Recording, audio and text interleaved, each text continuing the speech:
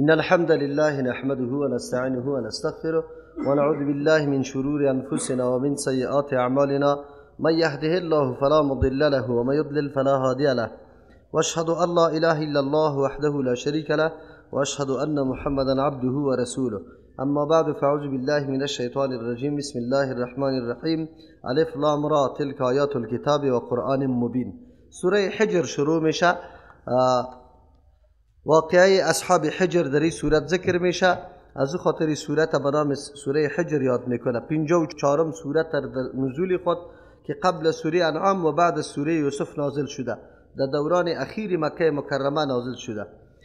ارتباط این صورت قطعی با قبل، در ما قبل اونجا تذکیر به ایام الله بود. الله متعال پیغمبران علیهم السلام امر کرده بود که مردم توسط ایام الله، یعنی نعمت‌ها یا حوادثی که در تاریخ تیر میشه، برای سرشان نصیحت بده. در اینجا الله 5 نمونه از او را ذکر میکنه که تذکیر ایام الله چی را میگه، یعنی حالات و واقعات قومای گذشته. یا است که در ما قبل اخراج من الظلمات الی النور بود توسط کتاب الله متعال. اینجا بیان دلایل عقلی را میکنه تا که مردم از هر ناحیه بفهمه، درک بکنه حقیقت دین خدا و حقیقت خالق خدا، تا که عقیده توحید در قلبشان مستحکم شود. از او خاطر در سوره حجر در اول عظمت قرآن کریم بیان میشه و بعد از الله متعال دلایل عقلی را برای اثبات توحید خود ذکر میکنه. در اینجا نفی شرک در علم، شرک در عبادت و شرک در تصرف به طور خصوصی میشه. الف لام را حروف مقطعات است. بارها گفتیم که اصل معنای مراد ازی به الله معلوم است و در اول صورت ها معنای تاویلیش علما بیان میکنه که اشاره به ایسته که کل کلام الله متعال از همین حروفی که ما تلفظ میکنیم ساخته شده، اما هیچ کسی نمیتونه به مثل یک آیت قرآن کریم جمله را بیاره که امو قسم فصاحت و بلاغت و امو قسم خبر از غیب یا اعجاز داشته باشه. کسی هم قدرت پیدا کرده نمیتونه. در حقیقت یک نوع چلنج است. کسی که آغاز کتاب الله را میکنه، سورت شروع میکنه، یک نوع اخطار دادن است که آیا به مثل ازی آورده میتونه یا نمیتونه. تلک آیات الکتاب و قرآن مبین، این آیات های کتاب است، یعنی همین صورتی که ذکر میشه شما تلاوت میکنه آیات های کتاب الله متعال است و قرآن مبین است. او قرآنی که آشکارا کننده است، حق و حقیقت روشن میسازه، از باطل جدا میسازه و تمام حقایق برملا میسازه برای انسان ها. یا است که مبین است، یعنی تمام دلایل یکتاپرستی الله متعال با شیوه های گوناگون برای فهم مردم بیان میکنه. از او خاطر در سوره های مکی اکثر مسائل دلایل توحید الله متعال ذکر میشه. ربما یود الذین، بسیار کرد یا کم کرد. کلمه ربما در اینجا هم برای تقلیل هم برای تکثیر میاد. اینجا به معنای عزیزه که زیاد است. بعضی مفسرین قلت هم معنا میکنه، چون از زیر سختی ها و شدت عذاب جهنم است، کم موقع برشان میاثر میشه که یا تمنا و آرزو بکنه. اما راجح است که اینجا مراد از پیشش تکثیر است. بسیار کرد یود الذین، آرزو میکنه، دوست داره. مراد از دوست داشتن نیست بلکه آرزو کردن است. الذین کفروا، کسانی که انکار کردن از حقانیت کتاب الله. این کتاب الله با او روشنی و آشکارا شدن حقایق، باز آمی مردم نعوذ بالله راه ایمان در پیش نگرفتن، انکار کردن از قرآن، روگردانی کردن. آلی خو چشمشان باز نشده. چرا؟ لجاجت و تعصب و زدبازی و جهل و رسومات نعوذ بالله کمرشکن پدری و بابا و اجداد که به نام چیست قدامت‌ها و تاریخیات میکنه، یا مانع حقیقت جویی از یا شده. از حقانیت قرآن کریم یا خود آگاه نمیکنه، اما روزی فرا میرسه که برش واضح میشه که چه حالت می باشه و کاش که اوجا آرزو و آرمان میکنه که ما مومن می بودیم. ربما یود الذین، بسیار کرد آرزو میکنه کسانی که کفرو کافر هستند، انکار کردن از حقانیت قرآن. لو کانوا مسلمین، کاش که یا تسلیم میشدن به این گفته های کتاب الله متعال، میپذیرفتن ایرا سری خود تطبیق میکردن. اونجا پرده های جهالت دور میشه، تعصب دور میشه. اونجا که عذاب الله متعال مشاهده بکنه، بعد از او میدانه که حقیقت امر کجاست. در این دنیا الله متعال به کلگی اختیار داده. از امو خاطر جبران کسی را الله نخواسته مسلمان شو و عقیده بپذیره، بلکه برش اختیار داده شده که کدام راه را تعقیب میکنه. اما اینجا کدام چیزاست که انسان از این غافل میسازه، پشت حقیقت نگرده و حقیقت درک نکنه. الله علت از او را بیان میکنه. ذرهم یاکلوا، بگذار یارا که بخورن و یتمتعوا، فایده بگیرن، و یلههم الامل، یارا مشغول بسازه. چی چیز؟ الامل، امیدهای دور و دراز. فسوف یعلمون، زود است که بدانه حقیقت امر که چی حالت است در اونجا. یگانه چیزی که انسان راستی هم در بدر میسازه امو خیالات دور و دراز و امیدهای طولانی که هیچ حقیقت نداره، لیکن در ذهن انسان میایه و خطور میکنه. در اینجا الله متعال بدی از یاره که بیان میکنه بگذار که بخوره.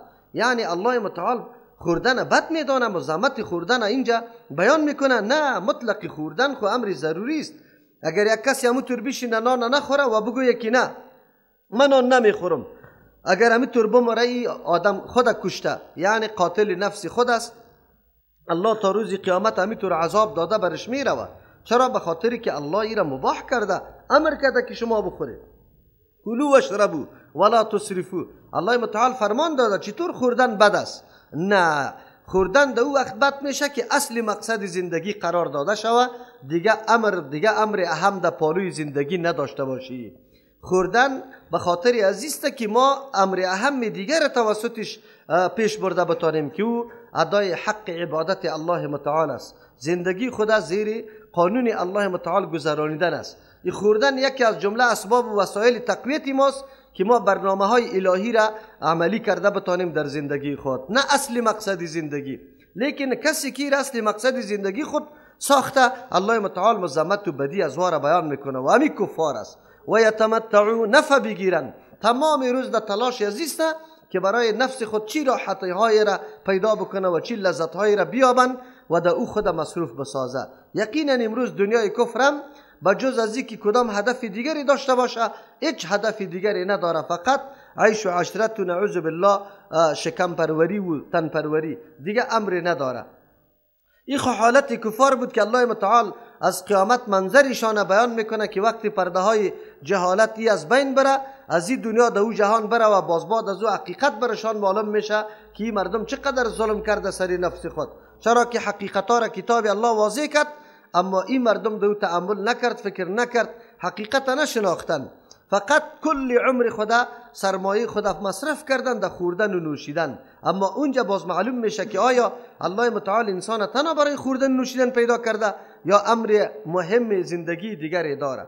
از او خاطر در اینجا برای ما و شما واضح میشه که مسلمان ها هم باید در این ناحیه مثل عمل کفار و عمل به خود چی نکنه، جور نکنه که او همیشه مقصد زندگیشان خوردن و نوشیدن باشه، بلکه خوردن و نوشیدن و خواب و استراحت همه این وسیله برای تطبیق برنامه های الهی است.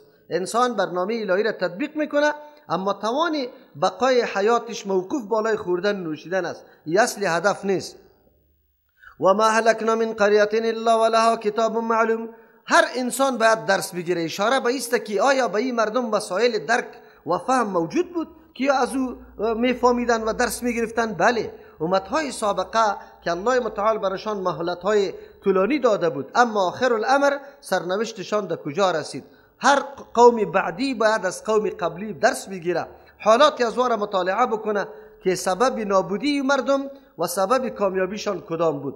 تاریخ بهترین علم است برای از اینکه امت بعدی درس بگیره، عبرت بگیره از چیزای خوب و برنامه های مثبتی که در تاریخ گذشته برای اقوام مردم است، از او استفاده شود و آن چیزی که سبب هلاکتشان است از او اجتناب شود.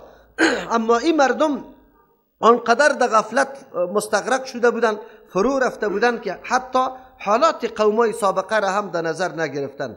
وقتی ما و شما یک کمی تأمل میکنیم میبینیم یقینا نموتور است. در خانه خود ما بابا و پدر ما در حالت خیلی کشوفش تیر شده می باشه، هیچ دیگه در حالت غرور و کبر میبینیم که هم باقی نمانده، همون شان و شوکتی که داشت آلی هیچ چیز باقی نمانده. بعد بچه درس بگیره که پدرم چی کرده بود، آیا منام نیک یاد میشه یا بد یاد میشه، چی چیز از دنیا قطع خود برد و چی برش به دردش خورد. ما میبینیم هر امت گذشته برای ما یک کتاب است، برای ما درس میده، ما را تعلیم میده که چه حالات تیر شده. اما انسان غافل هیچ وقت دی تأمل نمیکنه، فقط در جستجوی و تلاش پر کردن شکم خود می باشه. نعوذ بالله، این بدبختی بزرگ است. الله میفرمه و ما اهلکنا من قریه، ما هلاک نکردیم هیچ قریه را. مراد از قریه هلاک کردن ساکنینش است که ساکنین از بین بره، قریه هم خراب و ابتر میشه، نه در میمانه نه دیوار، همگی به ویرانه تبدیل میشه. از این خاطر آخرین نتیجهش قرآن ذکر میکنه که ما هلاک نمیکنیم قریه را. الا ولها کتاب معلوم، مگر برای اینمی قریه، هلاکتی قریه یک تاریخ نوشته شده است، معلوم آشکارا. الله متعال تثبیت کرده که این قوم دینی سرحد میرسه و بعد از الله متعال هلاک میکنه. هیچ قوم الله متعال بدون ندادن فاصله هلاک نکرده، بلکه فاصله را برش داده، میدان برش فراخ هموار کرده تا که مردم بدوند، تأمل بکنه، زندگی بکنه، یک کمی از سختی و از راحت بچشن. لیکن بازم میبینی که مردم به هوش نمیه، بازم نعوذ بالله از ما سبقت درس نمیگیره. از او خاطر هر امت بری خود یک کتاب داره. و قال یا ایها الذی نزل علیه الذکر، اینمی قسم است. یکی از او جمله قوم پیامبر صلی الله علیه و سلم است. و قالو گفتن یا ایها الذی، شخصی که نزل علیه الذکر، نازل کرده شده بالایش از ذکر قرآن کریم، چی برش میکرد؟ ما تسبق من امت، ما تسبق پیشی نمیکنه من امت از هیچ امت اجلها، هیچ امت از اجل تاریخی خود پیشی نمیکنه که پیش یا هلاک شوند یا استکی، و ما استاخرون پشتی سر هم نمیشه که یا در آینده هلاک شوند. الله متعال تاریخ برش مقرر کرده برای هلاکتشان. هلاکت یک امت الله متعال طوری مقرر کرده که هیچ نوع وسیله فهم و درس گرفتن الله متعال از یا پنهان نمیگذاره، برایشان آشکارا میکنه، به خاطر که حجت سری مردم تمام شود که آینده اگر دچار عذاب الله میشه هیچ نوع عذر و بهانه نمی داشته باشند. چرا که الله تمام راههای ممکن برسیدن حق برای از جا بیان کرده، چی دلایل عقلی چی دلایل نقلی، روان کردن کتاب، پیغمبر، مردمای چیسته بسیار دلسوزه برای فهم از یا درک از یا. اما این مردم چون عاشق اونمو شکم بوده، کل عمر خود در خدمت شکم تیر میکنه، از آخرت غافل است، حق الله متعال و مسئولیت خود در دنیا درک نمیکنه. از او خاطر الله متعال میگه که همون تاریخ برسه بازی امتها را میبینی که نابود است. و قال یا ایها الذی، گفتن امی قومی پیغمبر علیه السلام باید یاد درس میگرفتن از داستانای امتهای سابقه، از بقایای اثرات او مردم باید درس میگرفتن که اون مردم هم در مقابل انبیاء علیهم السلام قیام کرده بودن. پیغمبر که آمد یا را از امو انحرافات و بدبختی ها دعوت میداد که یا براین طرف نور و روشنی، لیکن این مردم نعوذ بالله در مقابل از زور کار میگرفتن، نه ای که دلیل بگویا، نه ای که نداشتن، لیکن میگرفتن در مقابل پیغمبرها قیام میکرد. الله متعال آخر الامر سرنوشت از یارا طوری میکرد که تو گویی زندگی نکرده. همین مردم خو لا اقل درس میگرفت، لا اقل یک کمی تردد توسط سخن پیغمبر در قلبش پیدا شود که راستی می پیغمبر کدام سخن میگه، از ما نه مطالبه ملکی را میکنه نه کدام پول و پیسه را، حتما سخن از یک چیزی اثراتی داشته باشه، لا اقل تأمل کنه. اما نه، یا تأمل نمیکنه بلکه برنامه پیغمبر برنامه دیوانه ها فکر میکنه. و قالو گفتن یا ایها الذی، شخصی که نزل علیه الذکر، نازل کرده شده بالایش قرآن، اینک لمجنون، تو دیوانه استی. پیش براتان گفته بودم که دیوانه مردم کی را میگه؟ زمانی که کلی مردم یک جهت روان باشه و تو جهت دیگر اختیار میکنی. کلی مردم میگه بسیار بیعقل است، دیوانه است، خود به دسته دگیری مردم میده. عالم که تو دعوتگر حق بخیزی، عقیده توحید به مردم بیان میکنی، مردم تو را دیوانه میگه خود به دسته عالی هلاک میکنه، مردم در مقابلش میخیزه. او تعجب خویسته که بدبختا یک طرف دیوانه میگفت، یک طرف با ساحر میگفت. در بین دیوانگی و سحر خیلی زیاد بعد و دوری وجود داره. چرا؟ سحر خو از چالاکی و هوشیاری و زرنگی کار گرفتن است که مردم تحمیق میکنه، مردم احمق میسازه و کار خود سرش میچلانه. و او طرف دیوانه حتی از خود دفاع کرده نمیدانه طریق زندگی خود. جمع در بین دو متضادین یا قائل بودن. علتش ای بوده که اول وقتی یاد در مقابل کل قوم قیام میکرد، برنامه قوم یک طرف، پیغمبر دیگر طرف، از او خاطر رو دیوانه میگفت. اما وقتی میدیدن که چند نفر آلی امرای پیغمبر یک جا شده و جذب میشه، بعد از او باز میگفتن که ساحر است. در ابتدا لقب دیوانه، اما در انتها برش ساحر میگفتن. ساحر به خاطر میگفتن کسایی که یک روز در پالوی از این مردم بشینه باز دیگه هیچ چپه نمیشه، حتما از سحر کار بگیره. این گپ این مردم میزدن به پیغمبر علیه الصلوة و السلام. پس این واقعات و حوادث دعوتگرای حق پخته میسازه که شما هرگاه دعوت حق میکنی تو نیست که مردم شما را خوش آمدید بگوی آفرین یا گل در گردنتان پرته، بلکه اول حمله مردم به القاب است، به تهمت است، به تاپه زدن است. سری شما تاپه میزنه، القاب براتون تراش میکنه و شما را نسبتهای گوناگون میکنه تا ای که گپ در زور و در چیسته در زدن و کندن میرسه. اول مرحله اینمی تاپه زدن است. پیغمبر صلی الله علیه وسلم مجنون میگفت لو ما تاتینا بالملائکه ان کنت من الصادقین. آلی چی میکردن؟ چرا آمدن نمیکنه بالملائکه با ملائک ان کنت من الصادقین، اگر تو از جمله راست گویاستی. دعوت حق است، ما مخالفتش میکنیم، ملائکت یک جای شما ما را از بین ببره دیگه.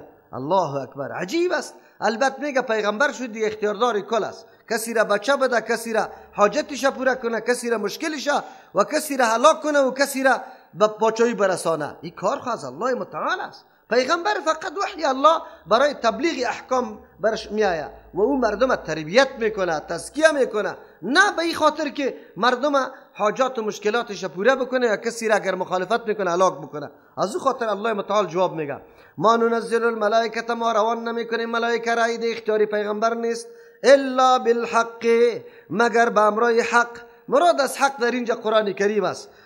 ما روان نمیکنیم ملائکه مگر به حق که کتاب الله را میاره که حق و ثابت و واقعیت داره یک، یا ما روان نمیکنیم ملائکه را الا بالحق مگر به نبوت بالای پیغمبر علیه السلام که نبوت از ثابت شود. دو ما ننزل الملائکه، روان نمیکنیم ملائکه را الا بالحق مگر به تدبیر محکم، تدبیری که ثابت و واقعیت داشته باشه. اینطور نیست که هر وقت بروه، نه یک دفعه میره باز کار تمام میکنه. چهارم مانا ما ننزل الملائکه، روان نمیکنیم ملائکه را الا بالحق مگر به عذابی که واقعیت داره. شما ورخطا نشوی، به عجله طلب عذاب نکنی که چرا ملائک نمیه و ما هلاک نمیشیم. تاریخ میرسه. و ما کانوا اذا منظرین، نمی باشد ای وقت که عذاب الله بیاید و ملائک الله روان کنه برای هلاکتشان. منظرین، مهلت داده شده ها، یا برشان دیگه باز مهلت داده نمیشه، تاریخ پوره میشه. انا نحن نزلنا الذکر، یقینا ما روان کردیم الذکر قرآن کریم، و انا له لحافظون، یقینا ما برای قرآن کریم حفاظت کننده هستیم. ما حفاظت میکنیم قرآن کریم. در اینجا از یک طرف وعده الله متعال است که ما نازل کردیم قرآن کریم. این کلام بشر نیست که دی تغییرات تبدلات بیا و مطابق خواسته های مردم تغییر و تبدیل دوی پیدا شود. یک روز یک سخن بگویه، باز یک قوم بخیزه بگویه که همی قانون کمی بدل کو مطابق اینمی خواست ما گپ بزن. این کلام الله است، به هیچ وجه تغییر پذیر نیست. کدام دستوری که برای دعوت توحید داده شده این به هیچ وجه چی باز خفی نمیشه یا ای بازگردانده نمیشه. این گپ وجود داره. اما ما حفاظت قرآن میکنیم. این حفاظت لفظی و معنوی قرآن کریم است. الله متعال در ذمه گرفته که بله قرآن حفاظت میکنه. حفاظت الله چی رقم است؟ یکی از جمله صورتهای حفاظت الله است که در امت اسلامی از زن و مرد، از خرد و کلان، به میلیونها مردم کسانی هستند که قرآن کریم لفظ به لفظ، حرکت به حرکت، سکون به سکون در سینه خود نگاه میکنه. از امو خاطر است در دنیا هیچ کتابی را پیدا کرده نمیتونه که همی قدر حافظ داشته باشه و در دنیا این قدر کتاب پیدا نمیکنه که برابر قرآن کریم تکثیر شده باشه. از او خاطر الله متعال اسباب مختلفه برای حفاظت قرآن پیدا کرده. سیست که بعضی مردم ها پیدا شدن، کم کم تغییراتی را دو پیدا کرد، اما در اول مرحله زمانی که محضی در بیرون در انظار مردم بعضی گپای مردم برآمده، الله متعال یک گروه از علمای حقانی را پیدا کرده که او تحریفات و او تغییرات مکمل تصحیح کرده و از بین برده. این مبارزه، این توفیق الله متعال است. الله نمیخواه که قرآن محرف شود. پس از این آیت واضح شد که هر کس به تحریف و تغییر قرآن کریم قائل باشه او از دین خارج است، کافر مطلق است. تعجب در اینجا است که یک تعداد مردم سوال میکنه، برای من میگه که نکاح قطع فلان طایفه جایز است یا نه. تو بگو که اگر کسی قرآن ناقص بدانه نکاح به او طور آدم که عقیده داشته باشه جایز است یا نه؟ این سوالی است که حتی طفلم میدانه، یک طفلم همین قدر میدانه. یا نکاح به او طور کسی که رهبر و کلانشان این گپ بزنه که ما او که الله را قبول نداریم که رسولش محمد پیغمبری باشه که ابوبکر و عمر خلیفهش باشه، ما نه او الله را قبول داریم و نه او پیغمبر اردویشه و او پیغمبر هم قبول نداریم که برای خود خلیفه ابوبکر و عمر گرفته باشه. پس وقتی که کسی عقیده را داشته باشه نکاح قطعش جایز است یا نه؟ افسوس است که مسلمانان بازم چون دین پیششان اهمیت نداره، پیش نظری از یا بلدینگ موتر کشوفش و زرق و برق دنیاست اینمی اهمیت داره، یا گاهیم از دین سوال نکرده. این بیچاره عاجزا خود سالا برو اگر یک گروسی رم برش بری مقصد که کشوفش دنیایش برابر باشه سوال نمیکنه که مؤمن است یا نه، قطع از اون نکاح میکنن. عجیب است. ما خو حتی اموی که خود اهل سنت میگه در بین از یا برو که هزار کمونست پیدا میشه، هزار بیدین پیدا میشه که تقدیر منکر است، هزار بیدین پیدا میشه که قرآن و اسلام به باد استهزا گرفته نیست. امی خواهرها فعلا موجود است، قسم به الله امیال فعلا ما معلومات دارم قطمه راز شریک کردن شوهرش دو دشنام به اسلام میده، اسلام میگه کی کشیده نعوذ بالله، اما یا قطعش نکاح کرده، پدر و مادر خوش است دختر دادیم. امی قسم دختر همونطور دختر پیدا میشه که به اسلام هیچ اعتنا نداره، حجاب میگه نعوذ بالله لعنت است، کسی که حجاب لعنت بگه قطع از نکاح میشه. تعجب در اینجا است که این مردم توالی را درک نمیکنه که نکاح میشه و نمیشه. گپ در سر قرآن آمد، در نقصان و تحریف قرآن که کسی قائل باشه او کافر است. نکاح قطعش قطعا نمیشه، دوستی قطع از وان نمیشه، چرا که از دین برآمده. این از جمله ضروریات دینی ماست. ما فقط فکر کردیم که هر کس دستا را اینطور بالا کرد در طرف قبله استاد شد مسلمان است. یک تا لوده دور از مسلمانای واقعی همینطور میگه اهل قبله را چی گفته نمیتونیم کافر. کدام اهل قبله را مطلقی روی طرف کعبه دور میده میره، مراد از اهل قبله او را میگه که ضروریات دین منکر نیست. معنای اهل قبله را بشناس، معنای اهل قبله تنها روی دادن نمیگه که ضروریات دین منکر نباشه.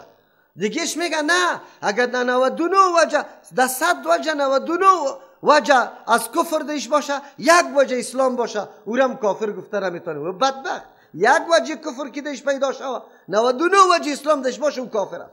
تو چی میگی؟ اسلام دین یا ایها الذین آمنوا ادخلوا فی السلم کافه، در اسلام مکمل داخل شدن است. امو گپ معنایش ملا میگه گپ، امو گپ معنایش نمیفهمه. او گپی طور است که یک آدم یک سخن ازت 100 توجیه داشت، 100 توجیه 99 توجیهش از کفر بود، یک توجیهش از اسلام بود، تو گپیش حمل کو سری کی؟ سری توجیه اسلام نه سری توجیه کفر. تو همین قدر گپا را فرق بکنه.